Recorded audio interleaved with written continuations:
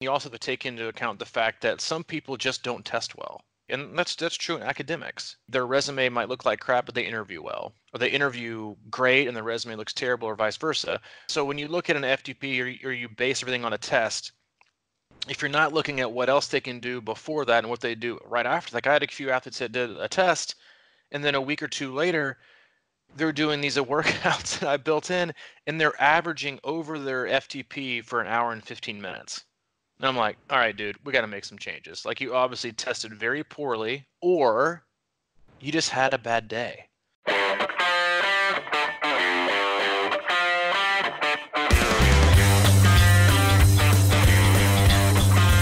Hey, what's up, buddy? Hey, welcome aboard Crushing Iron Podcast 322. Okay, good. Got it. Okay, you're right. All right, Yeah. I think I am too. Yeah, I got I got kicked out to the Edney Building Innovation Center Floor 7 conference room, so I don't have my trusty podcast counter. Robbie Krause, and if you're listening, I'm still waiting on the digital counter that I can carry in my pocket to keep me up to date. But yes, this is the Crushing Iron Podcast 322. We think we've been coming to you pretty much every Monday and Thursday here for 3 years. We cover all things triathlon life, how they intersect, how they impact you and I both as individuals, athletes, coaches, and then also share stories and other experiences that our current athletes are having, and then often share some of the same feedback or questions that a lot of the athletes have in our closed Facebook group, which is Crushing Iron Group. If you want to be a part of that conversation, you can hop in there. And again, if it's your first time listening, we appreciate you giving us the time, and you can dig back into the archives. We are not an interview-driven podcast, so there is a lot of subjects to uncover. We've had a couple guests over the podcast. Brad Stolberg, Steve Magnus, Andrew Starkowitz. I've had a nutritionist on, I think maybe other one or two, and then Maddie, your dog, was our first guest, who got rave reviews about those. The Dogcast, man. Yeah, your Dogcast. But yeah, we appreciate you listening. Hope you take something from it. It's generally just kind of an open format with not too much of an outline. I do have an outline today, as our promised, for a How to Not Suck at Cycling Part 2 podcast. Ooh. Yeah, I did a little bit of extra work over the weekend to prepare. We had so much good. I mean, we originally had like really awesome feedback from the original How to Not Suck series, which was swimming. There's, I think, 5 of those, and I could probably make 10. And then we did a How to Not Suck at running, kind of more of probably I would say one of our more in-depth podcasts in terms of just kind of laying things out on a sheet of paper and what to do and what not to do and why to do it. Yeah, for sure, it's in depth. And we got good reviews from that, so I figured why not do another one for cycling, and so we'll dive into that at some point today. But yeah, happy to be here. Thanks for joining us. And I'm in Chattanooga. Mike, you were in cold and blistery chill Wisconsin. Yeah, it's there's snow on the ground. It was raining yesterday, but it's a weird one. It's a dark, gloomy fall, early winter day up here. And that's typical Wisconsin, though, for what, November? Yeah, and I was thinking, man, just how real that challenge can be for people that live in the north. I mean, we live in Nashville, Chattanooga area, and we get some cold weather, but it's manageable. And it's, certainly there's a little period of time when you're not really riding outside, but you can run outside normally all day, all winter. It's just like yesterday I did some travel, and I had, since run camp, I had kind of been taking some time off, not on purpose necessarily, but I was like, yesterday, I think people eat heartier up here in general too, and it's kind of a natural inclination, and I was feeling a little sluggish, so I went out to just get a little jog in yesterday, and it was so difficult, that the challenge is real, I think, up in these parts sometimes, Well, I think there's a huge difference, and I 100% agree with you. I've had this conversation with a lot of athletes right now. When, like, if there's a time of year where people struggle with motivation, it's this one. Mm-hmm. It is like cold weather combined with off season is like combined with holidays is like, let me put on about 25 pounds and not do anything for 3 months and snuggle up on my couch and watch Disney Plus and be a happy camper. Um, Nothing wrong with that. It does sound appealing, and but I think especially for swimming, people are like, I just couldn't get out of bed at 6 a.m. and go drive in the cold to go hop in a cold pool. It is. It's like it doesn't none of it sounds appealing or appetizing. But I do gotta say, like, I would rather run outside in, I don't know. Well, I'd rather outside if it's sunny and in the teens than I would want to get outside if it's cloudy and rainy in the 40s. I just think there's like the overcast and the gloom of the gray skies, like that just puts a damper on it. But like sunshine and like cold weather, I actually like that. I feel like it feels refreshing, kind of makes you feel alive. I think you've said that before. But if it's cloudy and kind of dark and gloomy, it's like it does. It kind of just sucks the life out of you. I know the sun has a lot to do with that and the vitamin D and what it can do for you and your mind and your body, but it does. And I'll be honest with you, I have no idea about the science behind this at all. But I do, from a personal experience, and I know this from the athletes that I work with, that because I get a lot of feedback about it, is that those first few like really, really cold runs, I'm significantly sore when I come Oh, back. interesting. And I know a lot of it's like that. I mean, I'm sure there's something behind it. I'm sure somebody will comment like, "Oh, well, the reason behind that is this." But I do like, whether it's like your muscles are so much colder, so like the impact on it, just feels like running on the street, running on the sidewalk when it's really cold.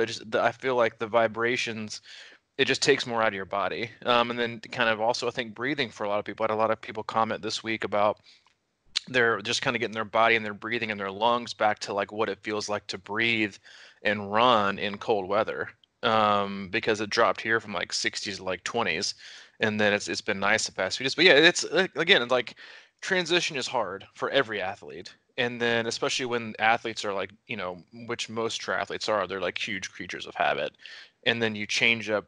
There's no races, and some athletes aren't on a very strict structure in terms of their training and their sessions, and then you add that along with the doom and gloom of the of the weather, and it's cold, and nothing is inviting, and then you got the holidays. You just got like excuses galore right now to basically put all your ambitions and commitments on the shelf and just say, you know what, I think I'm just going to chill out and wait till and wait till the first Monday in January to get my act together. So yeah, it's Man. gross, but hey, sunshine is where it's at. Get outside, do something for yourself, enjoy it, and take care of yourself. Yeah, I mean, it's just definitely understandable.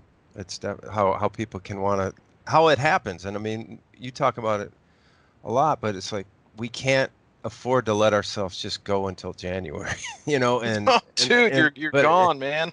yeah.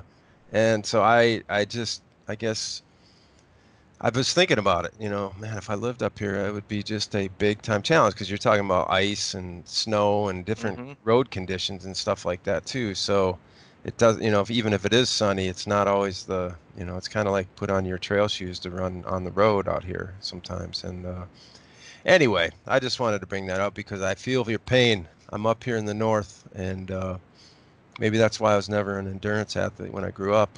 It was sort of like, Cross country skiing, which is yeah. one of like the great, actually like a lot of like one of the kind of what they would call like, the godfather of like polarized training, which is one of the things we kind of mentioned on the How to Not Suck at Running podcast, and another one that I'll kind of mention today on the How to Not Suck at Cycling. Steven Seiler he's like the godfather of what people would consider the polarized training, which is 80/20 or 90, whatever you want to like phrase it as, the amount and the percentages of low intensity work versus high intensity work. And the majority of his studies are from Norwegian cross country skiers over the course of, and those athletes are insane anyway. Hey, if you're anywhere in the country, then you have the ability to cross country ski. It is without question the best cross training you can do for pretty much anything running and cycling. It's incredibly challenging.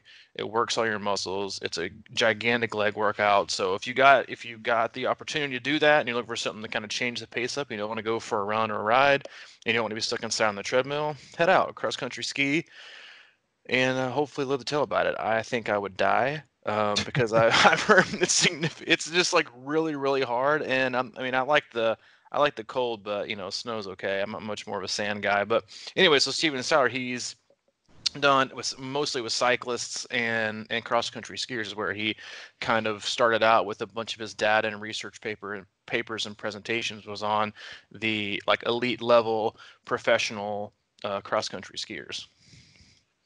I love watching those races. Oh, It's dude, so intense, man. They're I was blasting up hills. infatuated. I know I Yeah. was infatuated this last Winter Olympics, maybe a year ago, was it, or a year, 2 years ago? I can't remember like how they alternate their years. I think it's every 2 years. But I was like into it. Like Allie and I stayed up late and watched the cross country skiing. We watched like the biathlon, or like when they would have to like sprint around and like for like a mile and then like gather themselves enough to shoot like a 500-meter like shot. It's insane. I ain't got that kind of fitness. No, no. And never will. But yeah, I do think it's kind of crazy to watch, and just like another great example of how relative fitness is like across all disciplines. And you can be, sports specific fitness is one thing, and there is like a fitness that goes across all other disciplines, and we talk about that a lot in terms of how swimming and cycling can affect run fitness, and how run fitness can affect biking and swimming, and how they all kind of combine. But then you so you have like one gigantic aerobic engine that's not just specific to the individual sport, but that you also need to do specific things within those sports to maximize it. You can't just not run and only bike and expect to be a great runner, because you got to build the engine.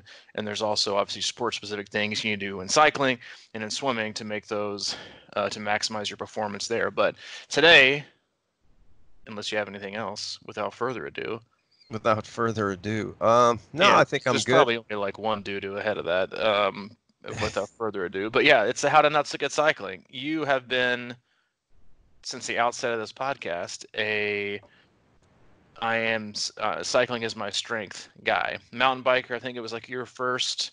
Is it safe to say and accurate that mountain biking was kind of like your first, uh, you know, step into anything endurance related outside of baseball or basketball, or just kind of regular sports seasons? Yes, 100%. It was my thing. It was kind of a wake-up call, and I really enjoy the terrain handling and the short bursts of mountain biking. But then I got into some longer races, like the Schwamigan Fat Tire 40 Festival in northern Wisconsin one year. It was a 40 miler off road, and that was like easily my biggest foray into anything of distance, more than 5 miles. Yeah, it is. And I also find it one of the more, like, running is one of those things where I think people understand the frequency and the amount of running you need to do, and that while it's proven, people still want to take shortcuts. And I think it was, well, a lot of people enjoyed how eye-opening that podcast we did was, that we kind of laid it out on paper about specifically the difference in people's long run and that percentage versus their weekly mileage. And there's a couple things I wanted to say, because I had a lot of discussions about this in the running podcast offline, in that, and I think it's a great question, and it'll kind of help lead us into how to look at cycling, how to not suck at cycling, and then how to hopefully apply it to your own training. But as we said on I think the last Thursday, was like, you can have all the information you want to, but sometimes like the more information you have, the more difficult it is to apply.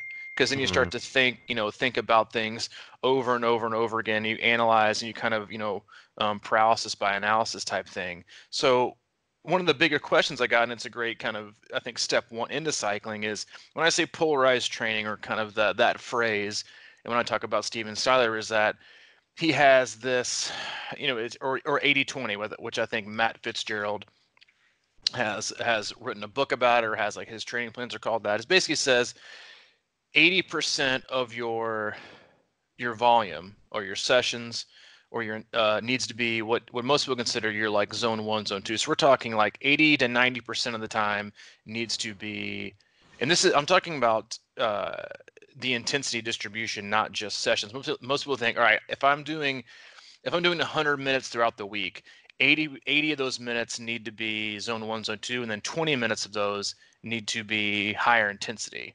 Well, and I think a lot of people always kind of felt that way when they heard 80/20 prescribed, or they saw polarized training, like that 80% was mapped out as those 80 minutes, zone 1, zone 2, and then the 20 minutes needs to be something more like, zone 4, zone 5, or hopefully staying away from what some people would call the gray zone, which isn't necessarily bad. It's just where most people find themselves when they should be in zone 1 and zone 2. But what Siler said, at least most recently, and kind of like looking into it further, is that he's talking about sessions, not just overall train. So like when he says 80-20, he means like basically 4 out of 5 sessions and he's talking about, really elite level, high level performing cross country skiers, runners, cyclists. And this goes back to what we talked about on the running podcast.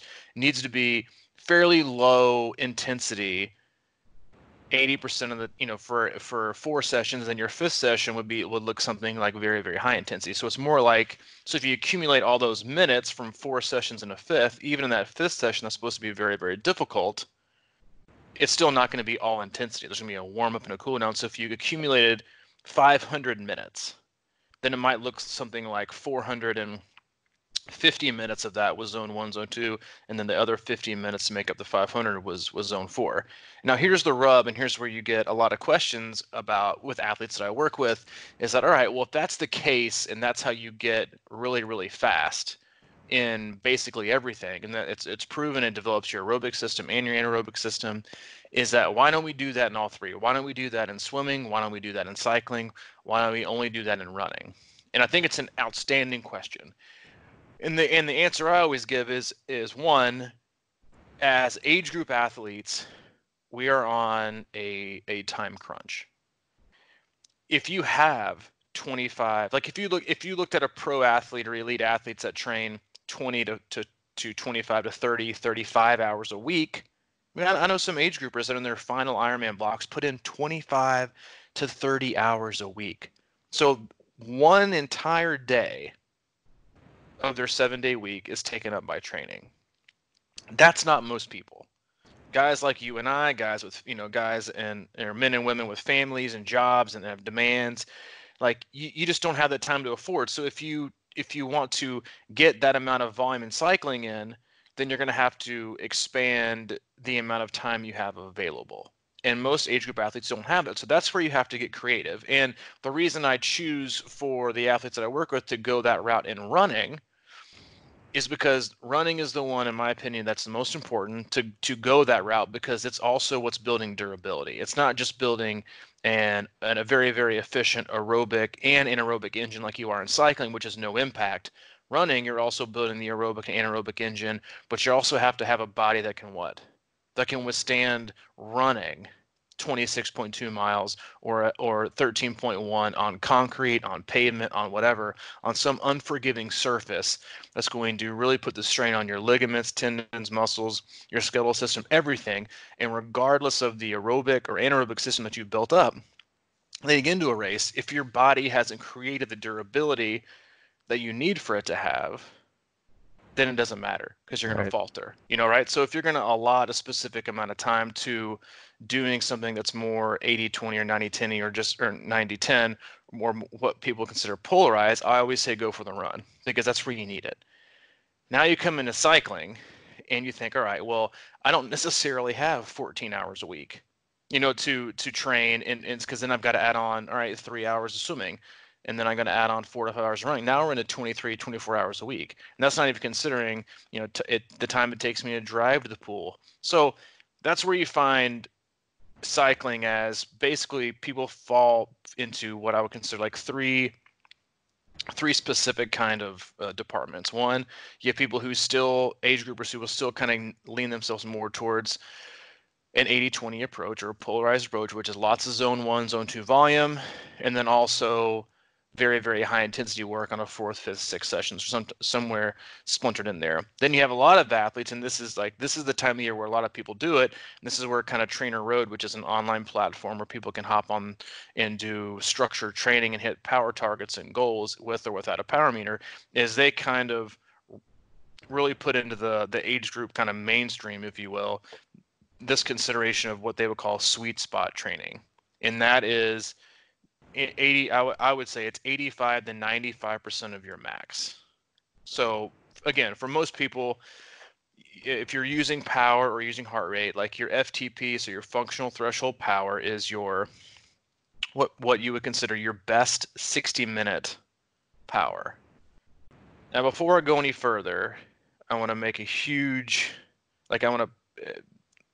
It's not a like conflicting percentage, but most like Training Peaks and Garmin and most like classes that you would go to, most people will tell you, all right, do your 20-minute power test, okay, and then whatever you can do for 20 minutes, multiply it by 0.95. So let's say, Mike, you went out and you did a 20-minute functional threshold test and your average power was 220. Well, most people in most programs, Trainer Road, Zwift, most people say, all right, now multiply that by 0.95, see what you come out with, and the answer would be 209. Well, I used to fall in that camp as well. I'm like, all right, that's what I've read, that's what I've seen, that's what you do.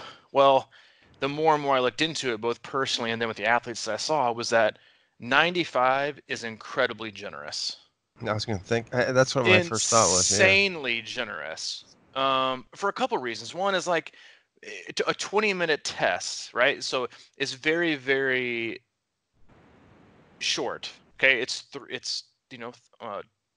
more than twice as short as a 60-minute test. And so if you're a great athlete who has very, very good short-term power and can produce a massive 20-minute power, and then you multiply it with a 0.95, but you have very, very poor muscular endurance and not the best aerobic engine, you don't have a lot of base fitness, you might at 30 minutes just blow up and go from 220 to 200 to 190 to 180. And then, so what happens is you're setting a zone that's already too high. And most people, oh, well, the higher the better, I can train higher. No, what happens is if you start with a bad number, right? So let's say you start at this 209. Well, then if you're like most triathletes, when I tell you to go train in zone 1 or zone 2, and I say, Mike, today your training needs to fall between 65 and 72%, right? So if you're like most triathletes, you're going to be like, oh, well, I'm going to show coach and I'm going to do 72%. I'm going to do the top end, because if I do the top end, then that is definitely going to get me the best fitness. I'm going to get stronger by doing this extra percentage. But what happens is so many athletes do this without even knowing it, is that, well, basically what you've done now is with your 0.95 is you've now been hanging out in zone 3, because you don't deserve to be where you're at, because you multiplied it by something totally different. I always generally do, especially if I'm not familiar with the athletes, like cycling profile and what they're really good at or their history, I would have taken 220 and multiplied it by 0.9. That drops you down to 198. Now, most people are going to be like, oh, I don't want to be below 200. I think I'll do something different. But 198 at least puts you into a space where you're doing zone 1, zone 2, and you get those percentages to where, okay, at least I know I'm in the zone I'm supposed to be in. Even if I'm like bumping up against the top end, I'm still okay.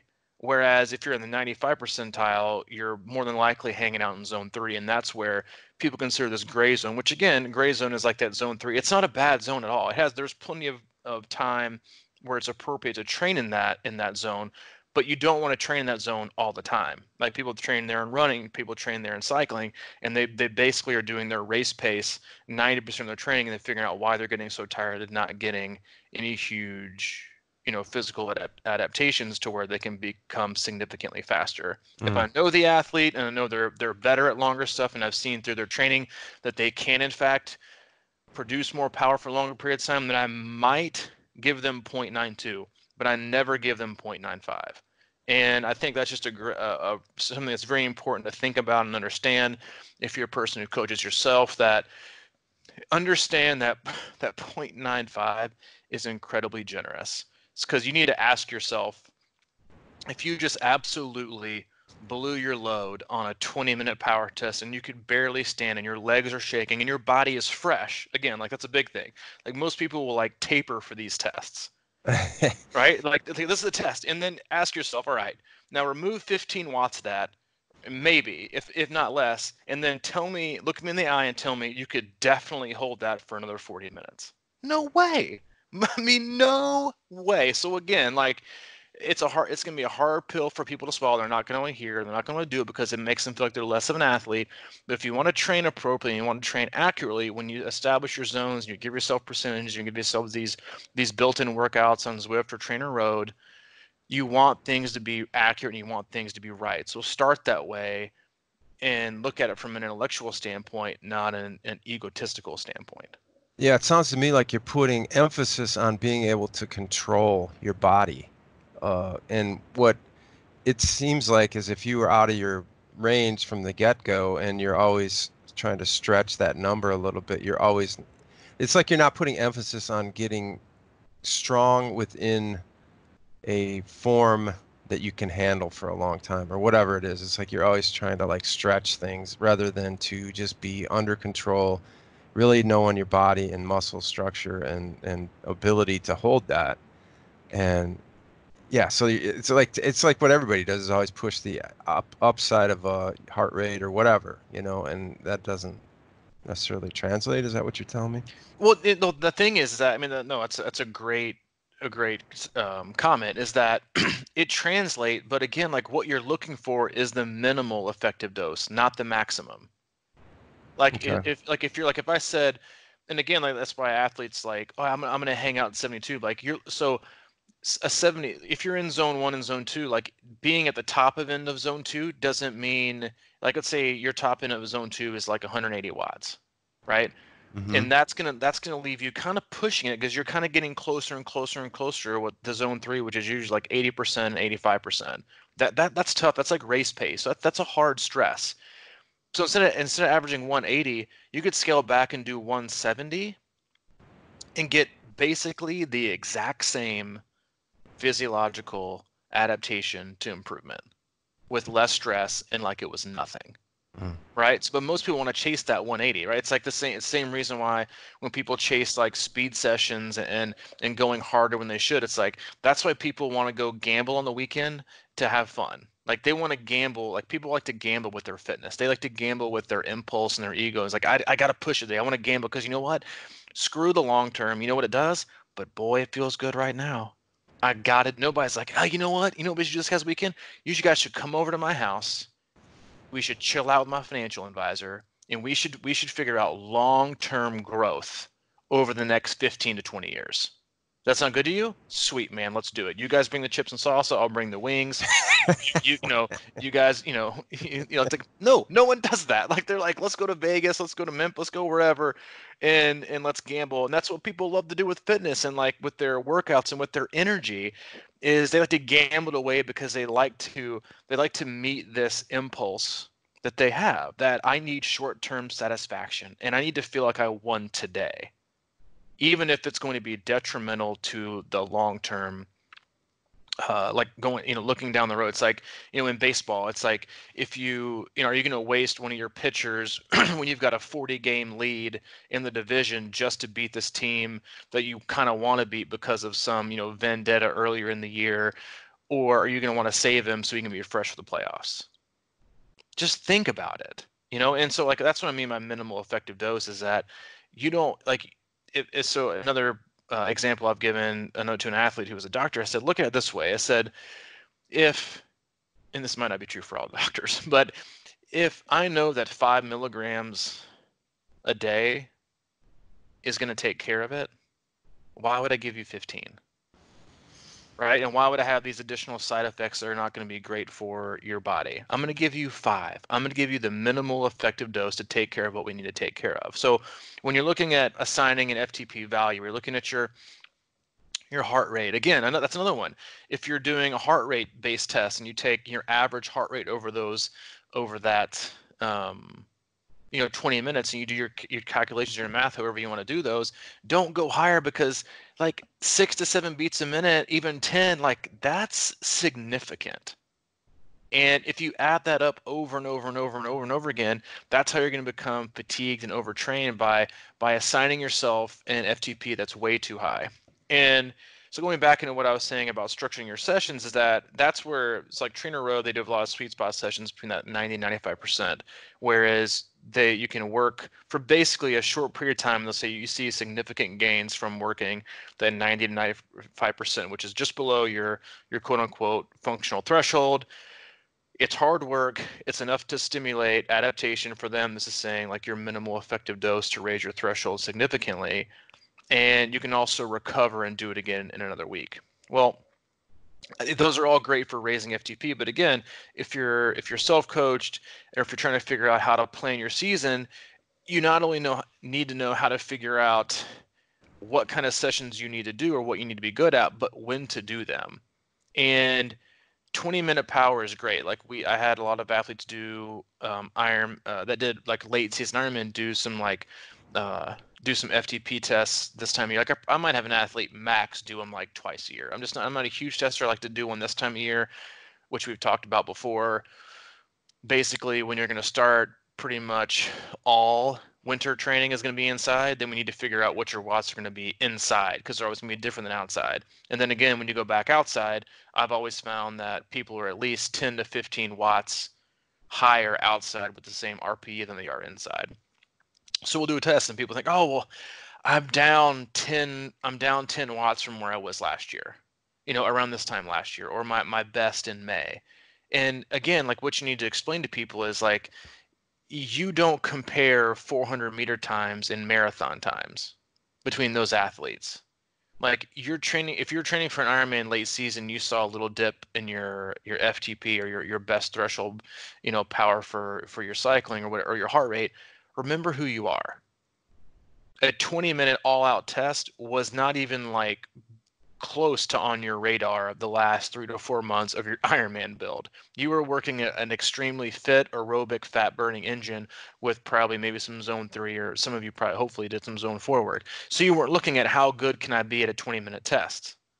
You were looking at how good can I be for 5.5 hours. All right. Those are two totally different athletes.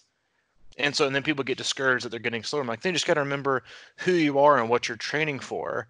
And again, like that goes back to why I think, the sweet spot training, that 85 to 95% is good, but you can't, in my opinion, do it year round and expect to make significant gains also in your muscular endurance and your aerobic engine without doing like very, very long aerobic work, because you're really just testing to get better at testing.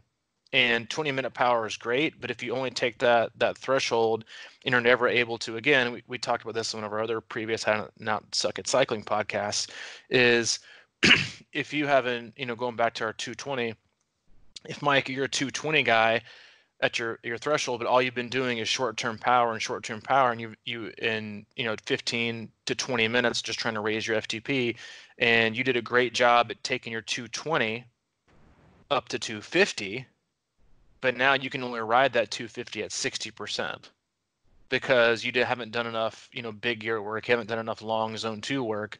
I'd rather take the 220 guy who can race at 80% and get things done faster. So you just have to remember, like, again, we talk about horses for different courses. It's the same thing. It's like the engine that you're building, how are you constructing it, and then how you want to start from the inside and work your way out. Yeah. To me, it sounds like, while obviously there's good proof and results from a 20-minute FTP test, to me, it seems like just for people should probably go out of their comfort zone and try an hour FTP once in a while just to see what it's like. Because to me, it seems like that will give them at least a better perspective of what they can really hold. And like you said, that's an interesting point about testing to get better at testing, because 20 minutes, man, you can do that's like a 5K, that's a whole different ball. I mean, if that's where you're going to put your like, hey, that's my Ironman baseline, that just seems weird to me. Unless you, like you're saying, you do it accurately with a more realistic percentage. Right. Because it, And that's such another great point, is that and again, you also have to take into account the fact that some people just don't test well. Like that and that's true in academics, or people trying to apply, their resume might look like crap, but they interview well, or or their resume, or they interview great and the resume looks terrible, or vice versa. But for a test like that, and when you want to marry it to training and how you're looking at, like, you have to also look at body of work. And so when you look at an FTP, or you base everything on a test, if you're not looking at what else they can do before that and what they do right after, like I had a few athletes that did a test, and then a week or two later, they're doing these workouts that I built in, and they're averaging over their FTP for an hour and 15 minutes. And I'm like, all right, dude, we got to make some changes. Like, you obviously tested very poorly, or you just had a bad day. So let's make a change, right? So again, like, but most people won't do that. Because we forget as athletes that we're all due for a bad day, and we don't even know necessarily, which I think is incredibly hard for people to wrap their mind around. You don't even know if you had a good day. So you might assume that you had a great day, but who's not to say you were capable of doing 15 watts more? Or who's to say that that was just a terrible day and you might not even know it, or the scale of how bad it was. And so again, like, that's why when people say, why don't you test more? It's like, well, every training session is a quote unquote test on how you're handling load, and how you're handling intensity, and how you're handling duration, and then how your body is adapting. Because I would rather look at a sample set of 15 versus 1. And then the other most important part of it is, like, yeah, you were also tapered for those 20 minutes. Most people, again, like, will taper significantly. Well, unless you're a person who's going to have, like, 2 or 3 easy days before every hard cycling session, then most of the times you're going to be going into these sessions with fatigued legs. So now you're going to be hopping on your trainer, putting in an ERG mode, which is like, the trainer decides what watts you're going to push, and then you just have to push them. And so you're deciding how you're going to be that day, and then you're mapping out the next 3 to 4 months for your next test on this test that may or may not even been accurate or not. So again, like, it's so important to, as a self-coached athlete, to look at body of work and to be able to make changes and tweaks based on what you see in someone's cycling, and not just rely on a test, but look on, like, that would be the teacher in college or in high school saying, all right, we're going to do homework all year, and I see that you made straight A's, and you made all your assignments were on time. You never failed a test. You always got A pluses. All of your tests were great. You came into the final exam with a 98, 99%. And then on the exam day, you had a bad day and you got a D. So you know what? I'm going to give you a D for the whole semester. Yeah. No, you got to look at the body of work. And so again, that's also what makes it hard, is because now Training Peaks or Today's Plan or Strava, whatever it is, whatever platform you use, they spit out so many metrics at you, you don't even know what to look at. And it's just important, again, to hopefully simplify things and just make sure that you're willing to adapt, and you can hopefully understand how to tweak things without giving somebody a test. Or also understanding that if you're doing a lot of things by feel, the athlete's going to tell you how they're progressing versus let a test tell you how they're progressing. And there's a lot of different ways to do that. And that's probably in a more broader podcast. But again, like, when you look at testing and you look at people's obsession with that, especially this time of year, because they're on the trainer and it's something they can chase by raising their FTP, it's like, remember the kind of engine you're trying to build. Is it a short course? Is it a long course? And if it is, like, you want to be working on, big gear work, which is like the most underutilized type of session that I see athletes not doing, and or that they've never done ever. And we start working on them, they're like, what is this big gear work? That looks pretty easy. And they do one session, like, okay, that hurts a lot. And it's just, I think people underestimate even long course racing. And what I mean by big gear work, I mean, define that, because I know most people that listen to this aren't people that we work with, is that big gear work to me is defined as basically weightlifting for cycling. It is straight up strength work. It is very, very, very low RPMs. We're talking like 45 to 55. We are talking put it in your big ring, slam down your shifters, put in the biggest ring, the biggest cog on your cassette you can push with the most tension on your trainer, and work the full pedal stroke, and just go 45 to 55, max 60 cadence, and work on strength. And it should not be, and again, this is like something that people confuse, like, it shouldn't be like a high heart rate thing. Like, this isn't an anaerobic workout where you're trying to push 85, 90, 95 cadence and do like a threshold. It's to work like deep strength. And if you're doing uh courses like Wisconsin, like Placid, Mont Tremblant, like any of those, Louisville even, like, that are going to have these pinchers, these long climbs, yes, power is power and it's good, but if you don't have like the muscular endurance or the deep, what I would consider deep cycling strength to withstand those punches, then your power isn't going to mean nearly enough those last 20 miles if your legs don't have the deep strength and deep fitness to hold it. Like, I consider a big gear work on the bike as kind of building the chassis. and building your cycling engine, especially for longer course things. Because as most of you know, like if you've done a 70.3 in Ironman, anything like that, like you got to be willing to withstand the punches of the day, the surges, the climbs, like the coming out of corners, like all those things take significant, bites out of your pie. And if you don't have a way of mitigating those losses with big gear work and legs that are used to that and used to that grinding, then it's going to keep taking chinks out of your armor. And then when you get to the end of it, you're not going to be able to use the weapons that you think you've created with your power or your high heart rate, because your legs are going to say, you know what, I don't have it. I Yeah. think of like a boxer. Like you got the guy who's like super lightning fast, but if you just like think of like big gear work as being able to withstand the body shots, because that's what 70.3 in Ironman racing is. You just take body shots all day. And if you finally take a body shot, too many body shots, you're either going to get a busted rib, or you're going to drop your hands at mile 16 on the run, and you're going to get knocked out by the day. And you have Mm. to walk your way to the finish. And that is what big gear work is. And it's also something that you can do without a tremendous like psychological, mental, and emotional investment. When I ask you to I guess this is a good question. Let me ask you this. Mm-hmm. I know the answer already, but like, all right, Mike, I want you to go do 6 5-minute intervals of big gear work. You're looking at probably like zone 3 heart rate, big gear, just strength work on, 5 minutes rest, do it for like an hour and a half, 2 hours. Or, all right, Mike, I'm the trainer. I would want you to go do 4 8 minutes all out with very minimal recovery. What you, what you thinking? Yeah, I'm thinking big gear work. Right? It's like I mean, it's. I like it. I mean, like again, there is huge benefit to both, but like when you ask people to do these over and over and over again, like you have to be not just physically fresh to attack these really really hard sessions, especially the longer ones that they get over like 6 minutes.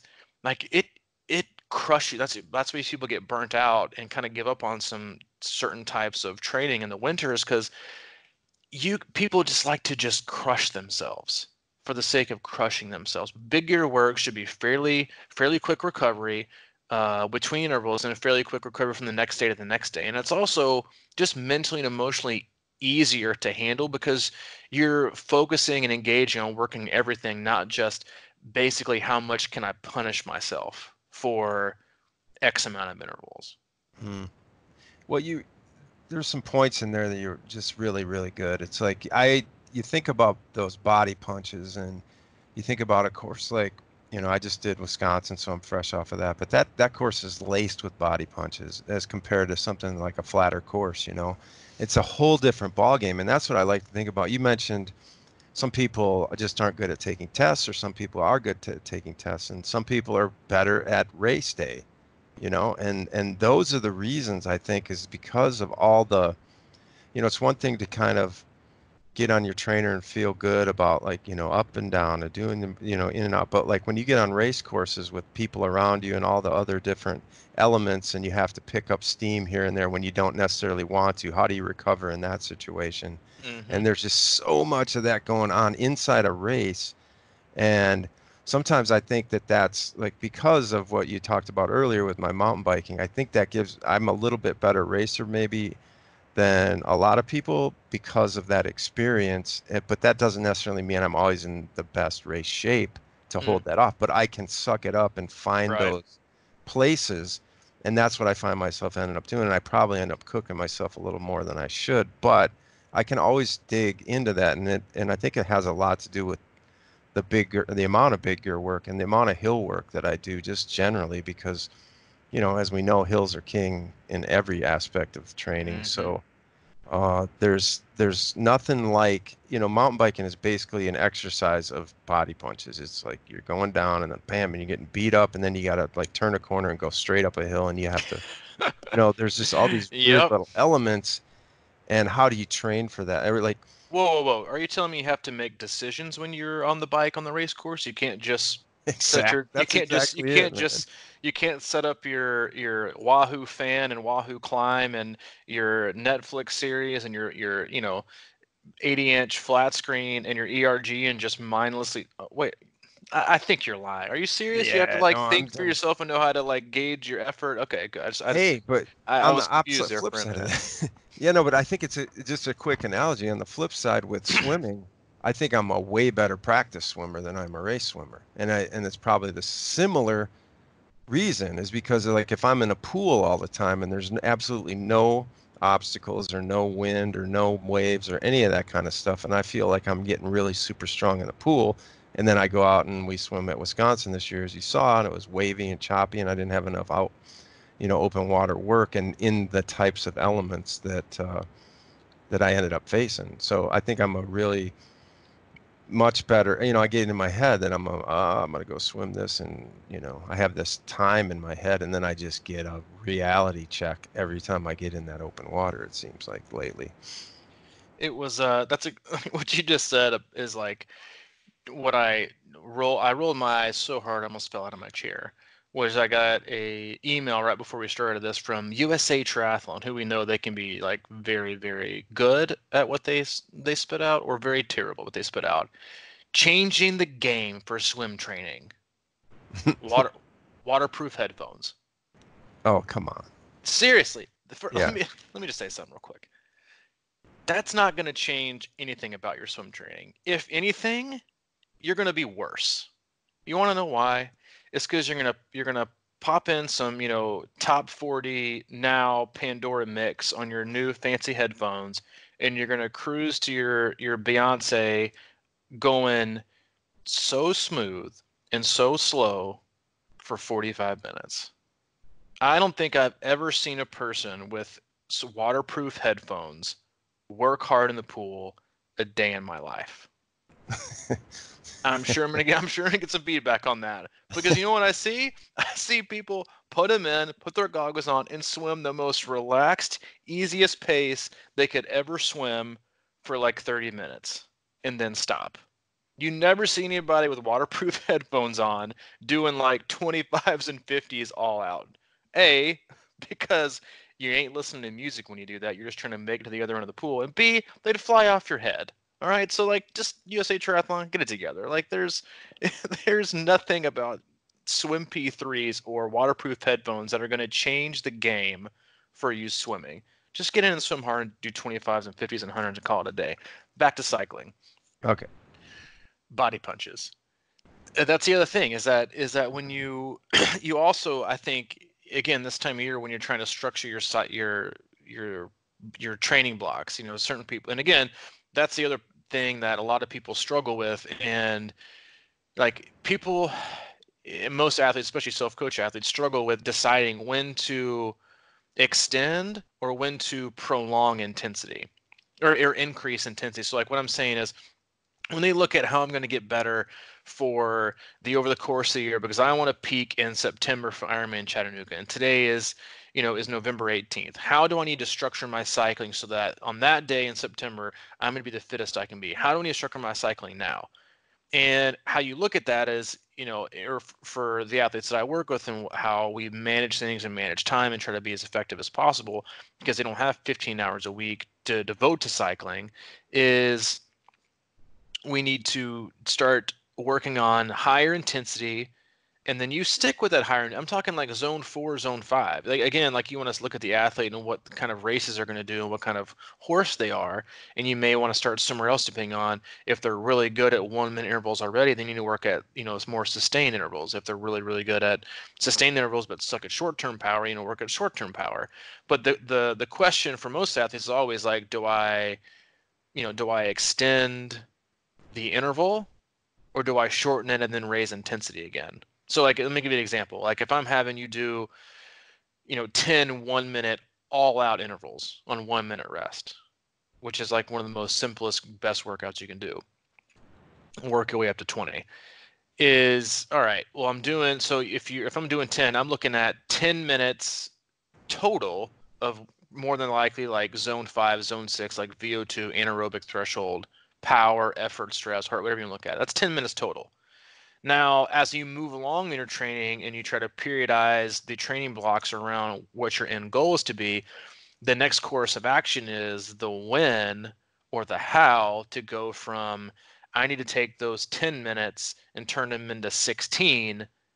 But does that mean I need to drop down and do 16 minutes of like zone 4? Does that make sense? Yeah. So like I guess the better, like the best way to put it is like if I'm asking you to do 15 minutes of like the highest intensity you can possibly do. Well, from a stress standpoint, that's probably equivalent to 24 to 26 minutes at the next level down of intensity. And then do I make those longer? Do I make them 3 times 8 intervals, or do I make them shorter again?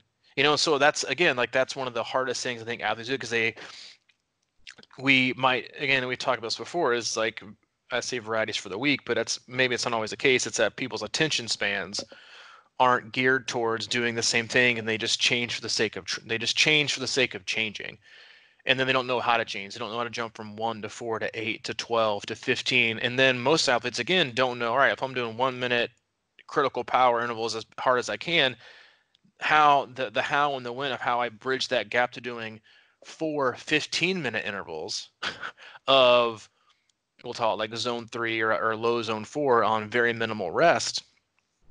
Again, like, how do we get from there to there and do it effectively without skipping steps, but also not sidelining ourselves and preventing, like, let's say like Mike is doing really, really great with VO2 max intervals and he's recovering well. Again, like when you look at like the global scale of all of your stress and of your swimming and cycling and running and life, all that combined, right? If you're adapting really, really well to all the other stuff and you're handing the whole entire load really, really well, and your VO2 max is increasing, your threshold is increasing, you're also bouncing back and doing other workouts, then don't change anything, right? But if you start to flatline and get stale and you're not responding, or you seem to get overtrained or fatigued, then you either take time off or you find a different stimulus. You don't just keep beating the dead horse. You have to change things up. But it's the when that, again, like, this isn't some like 1 through 8 steps I can give you to decide that. It's A, you have to pay attention, and B, you have to look at the whole body of work. Like we talked about when establishing your FTP, is like, don't just look at the test, look at the body of work. And if a week down the road you find yourself surpassing the intensity factor of what that should be for 60 minutes, then change things and be confident enough. But again, it's like, there's so much information out there, and I don't think a lot of athletes have that confidence to change a number like that, but without doing a test. And again, like, think about the amount of pressure you're putting on yourself to execute that test, and that it's going to dictate the next 3 months of your training, and it may or may not be accurate. And then your zones and your calculations from it may or may not be accurate. Yet we obsess about the numbers and the data all the time, when the answer usually is just paying attention to the person and the body. Because especially with cycling, like running, again, like easy running, and a lot of it can be very, very time consuming and can put a lot of stress on your body as a whole. But with cycling, and when you're doing all these hard intervals, like, again, when you're staring at a trainer wall or a Netflix thing or a graph on Trainer Road, whatever, it's very, very difficult to not get mentally and emotionally burnt out at the same time you become physically burnt out. And so again, like, this is more of like a PSA to the athletes that are self-coached, is if you can't just monitor the load of your workouts. You have to monitor the load of the other 22 hours of the day. So if you train for 2 hours a day, you can't effectively manage that load if you're not also taking into account the other 22 hours of the day. How are you feeling? Are you tired? Are you grumpy? Are you not getting enough sleep? Are you also tired for the next day's sessions? Or did you bike so hard that your next day's swim sucked, or your run later that day was painful? Like, there's a lot of times you just need to kind of flip it and try to handle as best you can the 22 hours of the day and that load, and then just kind of see who shows up for those 2 hours. And in cycling, when you're looking at it really, because again, and I think swimming is this way, like running, people can, like, running hard for long periods of time, like people will just start, like, slow down significantly and walk. In cycling, if you're on a trainer, people will just beat themselves into oblivion and then wonder why, as the year goes on, they're not getting in better and any other avenue, or any of the other two disciplines in their sport is because they continue to beat themselves over and over and over and over again, going way too high or way too hard, not spreading it out enough. And I think, again, like I think this time of year is great in terms of using some of your time being more flexible, and if, especially if you're scaling back down to like from 3 or 4 rides a week to just two, is to make one of them pretty hard and then make the other one intense but not overly intense. Like again, like when I was going back and talking about big gear work and strength work, like for a lot of people that's as close to like longer aerobic stuff as you're going to get this time of year. I'm not going you're not going to be asking a lot of people to go out and do 3 hours of easy riding on their trainer in November, for a race in February, or for a race in April or May. You kind of have to, again, work with the human and the athlete and see how they interact with each other and how they can balance each other out, and then kind of, again, just piece together the best puzzle you can. And that's why this sport is so it can be so difficult and so frustrating, because there is so much information. There are so many different ways to look at things. There, is always a conflicting paper or article or post that says, so and so, or this method worked for so and so perfectly, so it's going to be the perfect match for me. But it's a give and take. It's a gigantic puzzle. It's focusing on one thing and moving back on the other. It's removing intensity in one discipline and adding it back in another, and it's layers. And I think that's one of the most difficult parts of doing a triathlon podcast and talking about training, is that you can give good information, but it's how you layer it and how you apply it that is going to make it work. And only the person that's listening, or the coach who's looking at the athlete, can know exactly how it needs to be layered. And like, I had an athlete that was emailing me today. I was like, I know I changed things up a lot. I know that's okay. And I said, listen, like the week that I lay out for you in training is the best way I can lay out the list of ingredients to make your best meal for the week, in that order. The second best is to put the ingredients in whatever order they need to be put in, or if you to make the actual meal. And again, like that's the part, is like each athlete, especially the self-coached athlete, has to look at all those ingredients, all those layers, and figure out what needs to be put here, what needs to be taken out. Do I need more here, less here, more baking time, less baking time? Does it need to rest longer? Does not need to rest longer? That's why it's so much fun too. And I think that's why people are drawn to the sport, not just for its the health aspects, the mental aspects, what it can do for you emotionally, and searching for something greater to push yourself and figure out and grow. It's that it can be so complex if you are staring at like a picture the self-coached athlete walking into one of those like Harvard rooms, like Goodwill Hunting, and you look at the dry erase board with like 90 billion things on the board, and you're like, I don't have any idea what any of this means. It's like Yeah. that's how a lot of people feel, because there's just so many layers and ingredients and takes on how to apply and how to remove things that make things.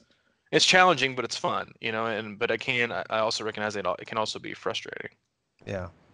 Well, one of the things is like with cycling, like you just said it, I think, is like you see people, it's easier to kind of push yourself to another level because you're not running, but you're on a bike, and some people push themselves to oblivion and stuff like that. And for me, to try to articulate maybe a point I was trying to make earlier about control, and we always talk about in pro or in sports in general, like athletes that get better are the ones when the game slows down for them.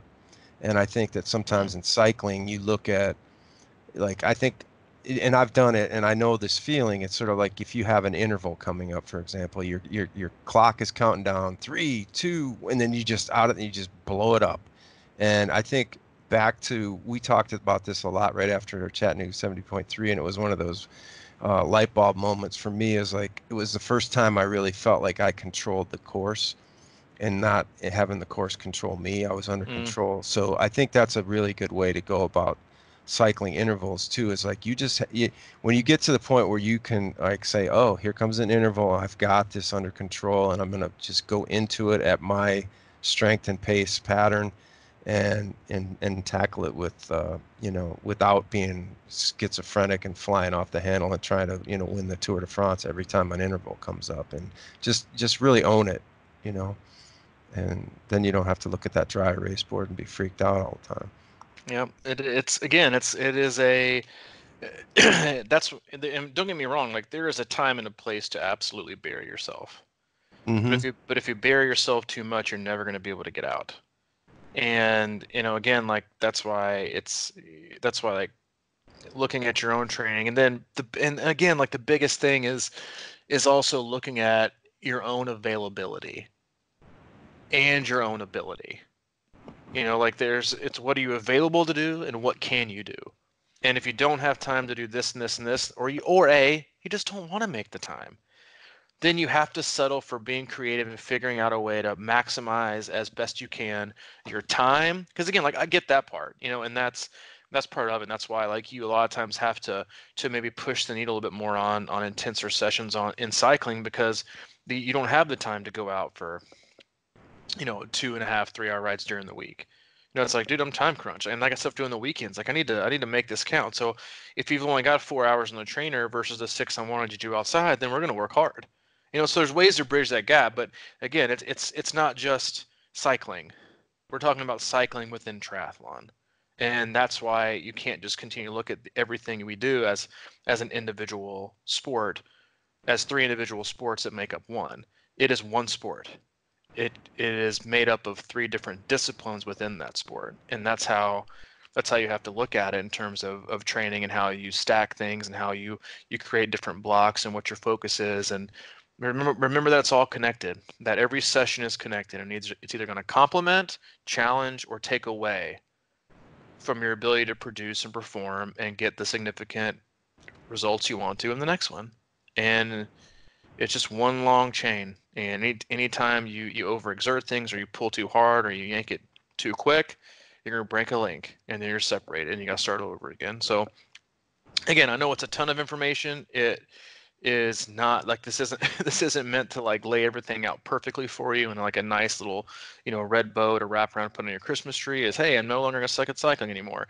It is a complex, hard thing to accomplish, but it's also understanding the ways that we can get better, the methods in which to do so, and then the most important thing is setting yourself up for success at the start, and not chasing numbers that may or may not be something you're actually confidently capable of. And you said in there, it's like even the guy who invented like Andrew Coggin, like he was like people would say like godfather of power, and he's like the one who creates a lot of these charts, and he would say like, yeah, dude, the best way is to just do the 60 minutes.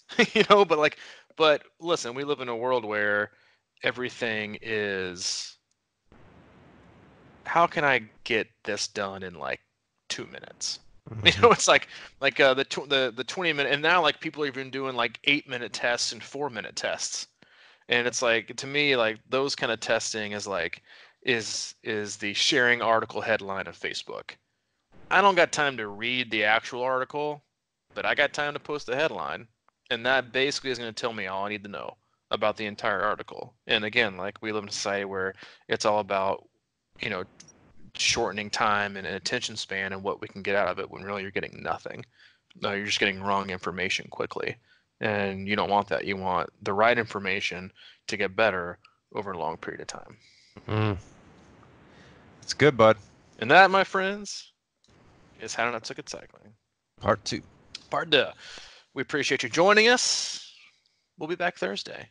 And if you haven't been, stop on by crushingiron.com. While it's there, it'll be replaced soon by a awesome new website that Mike is working feverishly on, and I can tell you already that it looks awesome. It was definitely time for an upgrade. I have some really exciting things on there, some new training package offerings on there, and just a lot of really great content to be consumed.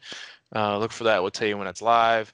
But yeah, CrushingIron.com. It's got info on everything we're doing now, from camps to gear and coaching and training packages. You can look on there as well. And if you have questions, crushingiron@gmail.com for Mike, and for me, C26coach@gmail.com. All right, buddy. It's been a pleasure, man. It always is, buddy. I'll be heading back south soon. Sweet deal, dude. All right, man. I'll All talk right, to man. you soon. See you. Bye.